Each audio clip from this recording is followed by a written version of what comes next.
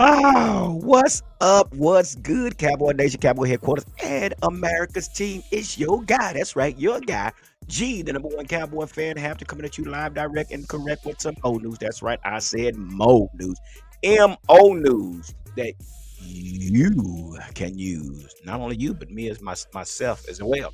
How everybody doing? Here we are on the Cowboy Huddle podcast. Let's give it up.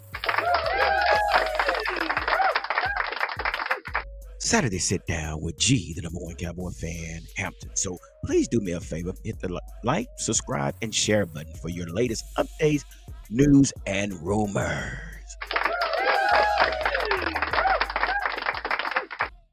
Well, happy Saturday morning. I guess I'm in a great mood because I'm off this weekend and the weather is great outside. I'm getting ready to go outside, do some yard work, and doing what I like doing. Well, one of the things I like doing best, being outside, along with reporting on our Dallas Cowboys. So, yeah, here we are, man. I got some stuff that we're going to talk about. We're going to do a recap, and we're going to talk about the salary cap effect in Dallas. Oh, yeah. Oh, yeah. And I'm not trying to be here long, but then again, it might be a little. I hope I'm trying to keep it under 30 minutes, even 20 minutes if I can. But before I get started, y'all know what I got to do, man. I got to give a big shout out to all those that support this channel, man. Like I say, man, I can't thank you guys enough for your participation, your commitment, and just being a part of this channel. So let's get it started real quick with big thanks to the Cowboys on decks, Cowboys fan 365, we them boys, 520 boys, Queen of Honor by Cowboys Fan Club Mexico, Cowboy Fan Zone 24/7 Guadalajara, Hard Hitters Lifestyle, One Star One Family, Cowboy Can Fan, yeah, all those that I may have missed. I need to get you guys' name on here, but this is our Facebook. Also, some of our Facebook social media group that shares our content on their page. So let's give it up. Yeah, man. So, yeah, it's a great Saturday, but I'm going to get right on into this. So, let's recap. I want to recap on the things that took place in 2023.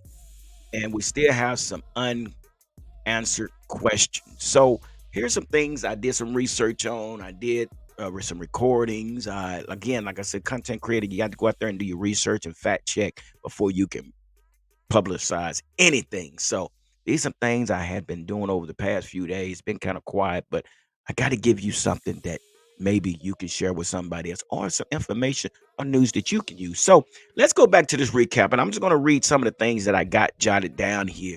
And we're going to discuss this and where we are and where do we go from here. So in 2023, the Cowboys led the NFL in points per game, finished fifth in yards. Dak led the league in touchdowns. CeeDee Lamb led teams in receiving yards. Dak has 36 wins in the last 3 seasons. Yeah, 36 wins in the last 3 seasons. Good stuff, right? Now, Dallas was 20th in rush yards per attempt, which this was a major factor in not succeeding. And the question is, why didn't we use Hunter Luepke? I just still don't get that when we know that Tony Pollard was not a every down back, and he needed a leading blocker. Also, defense ranked 5th in points, allowed the NFL best 93 takeaways. We won the NFC East, and they were the number 2 seed, and still no trophy. Yeah. All those accolades, all that information, all that juicy, that ripe watermelon, strawberries, plums, peaches, all that good stuff, and still no trophy. So now here's something that was written. I wrote down. Dallas improvements needed size and physicality at the D line and linebacker position. I can do this all day. But again, let's keep going. The run game was severely exposed against running team, which Dallas had no answers for. Now, with that being said, we know one issue was with DeMarvian Overshawn, which DeMarvian Overshawn was a 2023 third round pick linebacker from the University of Texas, and we had great high hopes for Overshawn to come in to contribute to this linebacker core, which it didn't happen because of his injury in the preseason. And from the looks of our linebacker position, we stayed in a lot of dime and nickels, which was undersized. And at the linebacker position with LVE going down, so we expecting Damone Clark and Marquise Bell, which Marquise Bell was just filling in as a linebacker, which is originally a safety. But yeah, so we definitely need some problem issues. I mean, they had some problems there, and also with the D line, which we thought Mozzie was going to be the guy that's going to step up. And for whatever reason, he's need a little bit more training, a little bit more work in order to get where he needs to be. So now here's something here. So Dak is scheduled to count 59 million against the cap in the 2024 season. Also, running back Tony Pollard is scheduled to hit free agency in March. Wide receiver CeeDee Lamb is entering final year of contract. So the question still remains, what happened? What happened? Well, that's like I said, that's something that we need to really discuss. And with that being said, I was watching Sports Center, and Sports Center had Herm Edwards on the show, and he had something to say. And when he had something to say, but before I do go there, I got a new video. Give it up. Come on, some things just don't change, man. I gotta remain the same. You know what I'm saying? Ooh, I'm a poet, didn't even know it. How about that? Give it up one more time. Wait a minute, one more time.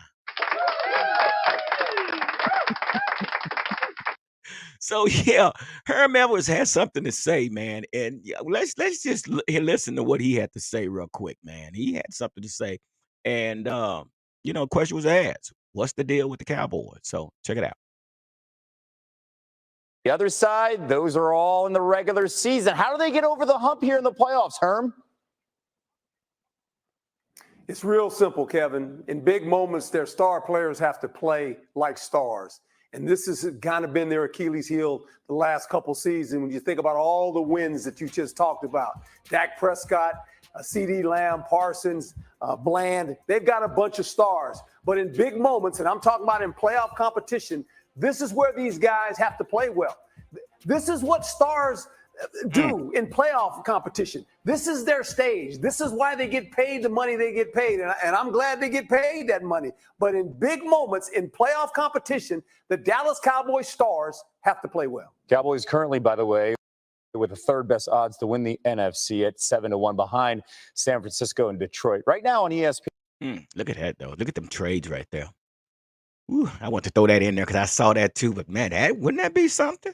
And I know this is a Cowboy huddle podcast, but look at those trades there. Yeesh. Sheesh. That Steelers trade for Justin Field might be a good move. And then you look down there, Mike Evans going to Kansas City. She.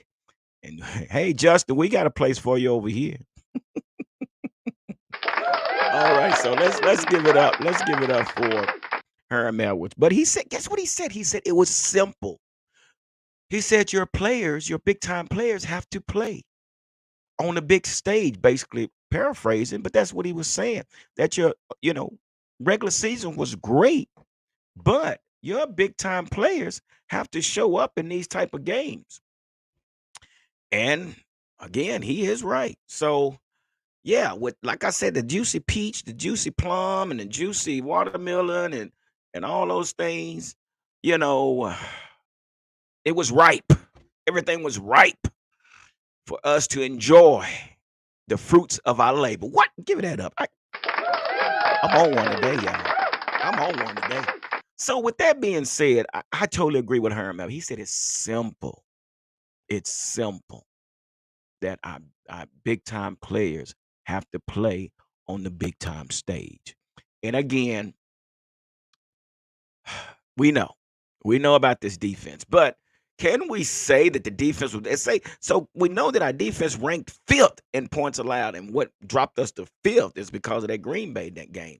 Yeah, every dog has his day. That was just one game. So I'm not gonna bash Dan Quinn. I'm not gonna bash Dan Quinn, because it has still yet to be seen what Mike Zimmer can do with this defense. He's gonna have to do one thing. I think he will be okay with is the coverage in the passing, but he has to come up with something to stop this run game. So, with that being said, so now the NFL has set the salary cap. I don't know if you guys heard that, but the salary cap for the 2024 season. Yeah. And the times are good for the league. The official salary cap figure for 2024 will be 255.4 million, up from 20 2000, I mean 224.8 million in 2023. That has previously been a record high. Yeah. Yeah. So, and I also got some more information on that. Yeah, well, they had to. I think a lot of these teams was in a bind that they couldn't move any weight. So, according to DallasCowboys.com and the Dallas Cowboys situation in this salary cap increase, which I think that only puts us at $8 million instead of $38 million over the cap. And so now we're only $8 million. Come on, we got to give it up for that. 'Cause, boy, let me tell you something. We need it now. But the thing about it, what does that say about the Dallas Cowboys? Now, according to Dallas Cowboy, golly, what that keep coming up on my screen for? Stop it. Oh, and also, man, I got to give a big condolence out to the Golden Richards family, man. Golden Richards has passed away at the age of 73. It has been reported. I don't have a lot of information. I just kind of ran across it this morning. So our prayers are going out to Golden Richards and his family and the contributions that he brought to the Dallas Cowboys. If you never had a chance to watch Golden Rich, you need to go back and pull up some of his highlight when he played once before with the Cowboys. So again, our prayers is from the Cowboy Huddle podcast. Our prayers goes out to Golden Richards and his family, and may he rest in peace. So we definitely got to keep them in prayer. So needless to say, the Cowboys will have to do some maneuvering, not only get into the grin, but to also create flexibility going forward, particularly as it relates to not only retaining and or acquiring free agents in the spree to come, but also to prevent cornerstone talent from landing in free agency in the future. Now, Dak Prescott, who earned a third Pro Bowl nod in 2023 to go along with the MVP candidacy, has long been expected to land a second contract extension from the Cowboys, regardless of the total team's letdown against the Green Bay Packers in early January. Now, as far as the number go, Prescott is set to hit the Cowboys salary cap for a cumbersome $61.92 million in 2024. As if y'all didn't know, fourth round draft pick. Finna get paid like a first round draft pick. What y'all talking about? If the current contract is left to its own devices, extending the 30-year-old would instantly provide millions in cap relief, but so would a restructure. Now, the latter being a built in feature of the current deal that would not require negotiation and would free up nearly 22 million dollars in cap space. DallasCowboy.com also goes on to say, for bookkeeping purposes, it's key to note here that Prescott also both a no trade and a no tag clause in his current contract. However, the added funds are acquired. They'll be useful in the upcoming negotiations of CeeDee Lamb, who registered a historic season in 2023 and is likely in line to reset the market at wide receiver. That's so true. Now, when it comes to Michael Parsons, that looks like more than likely he'll probably execute his fifth year option in 2025. And assuming they do, it will give them time to start through the list of other items before meeting him at the table for a deal that would potentially make him the highest paid player in the NFL history. So yeah, that's where we are. But now, with that freed up money, 22 million, there is a bunch of 2024 unrestricted free agents with the Cowboys. And I'm not going to read all. I'm going to read some of the names that I'm sure that they're going to have to deal with or recognize. So Tyron Smith is one, Tyler Biadasz, Tony Pollard, Rico Dottle, Stephon Gilmore, Jordan Lewis, Jaron Curse, C.J. Goodwin, Dorrance Armstrong, Dante Fowler, Jonathan Hankins, Neville Gilmore, and our long snapper Trent Sieg. So says the Cowboys have no exclusive rights free agents in 2024. So yeah, we have some things that we need to address, and those things need to be addressed. I'm sure. I know they're doing some, some re, talking and things about with Dak.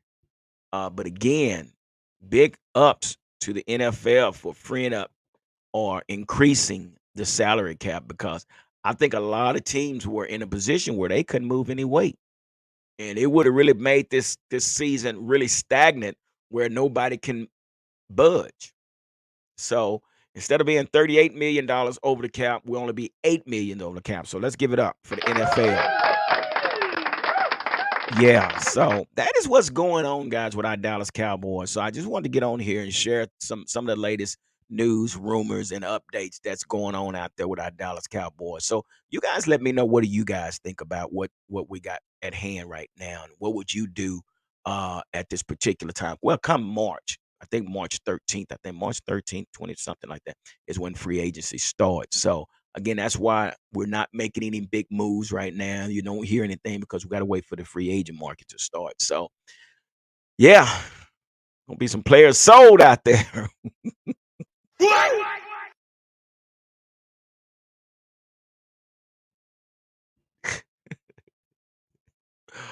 Signed. Yeah. So, yeah, it makes room. Makes room for everything for the NFL to make some moves, And yeah, so we got to see what takes place and how we go about doing it. But again, man, that's a long list of names for the Cowboys, man. Long list. We definitely have to bring Jonathan Hankins back. I would like to have Stephon Gilmore come back, but and what that means, I mean, do you take your top cornerback and slide the run bland and allow Stephon Gilmore to take it? No, you don't do that. And I know Stephon wants to come back, but it's the business, man. It's the business. Also, you got to pick between Dorrance Armstrong, Dante Fowler, and with somebody else out there. Yeah, Jaron Curse. I don't know, man. I like Jaron Curse, man. Jaron Curse is getting a little slow. Well, personally, to me, I'm thinking he's a step slower than he was when we first got him. But I like his leadership on this defensive side of the ball. But again, and they say this here too, there's going to be some player changes with Mike Zimmer being in the house. There are going to be some player changes. I mean, their position changes. So, man, let me say this to you. If you're playing defense and you smoking them squares and you out partying all night and doing whatever because it's off season, I'm going to tell you, from somebody that's been around and been watching these Cowboys for a long time, don't come to camp out of shape. Don't come to camp overweight. Don't come to camp being an airhead, because you will be disappointed. You will be coming off the bench. You might be playing special teams under Mike Zimmer. Now, with the talk of Jimmy Johnson, I don't know how real that is. We hadn't really heard an interview from Jimmy Johnson, or is it a PR stunt? Is it something to keep the Cowboys relevant? I don't know. If Jimmy Johnson is back in the house, that's great. He can supply us with some great advice and some of the moves that needs to take place. But with Mike Zimmer, Jimmy Johnson, Will McClay,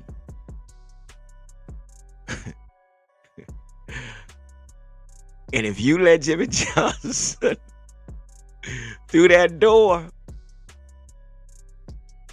y'all might see some stuff that y'all wasn't expecting. Jimmy Johnson don't show no favor to nobody. I don't care who you are. So expect some upsets. When it comes down to negotiation, I'll tell you, that's what Jimmy Johnson's there for. He's there for negotiation. He ain't gonna take no bull. So Jerry Jones knows he need this guy on his hip. So again, what you thought you knew, you may not know. And what you thought you didn't know, you might get a chance to know. Well, with that being said, guys, I only took about 21 minutes of your time. I think that's great timing for a Saturday morning sit down with your guy G, the #1 Cowboy fan, Hampton.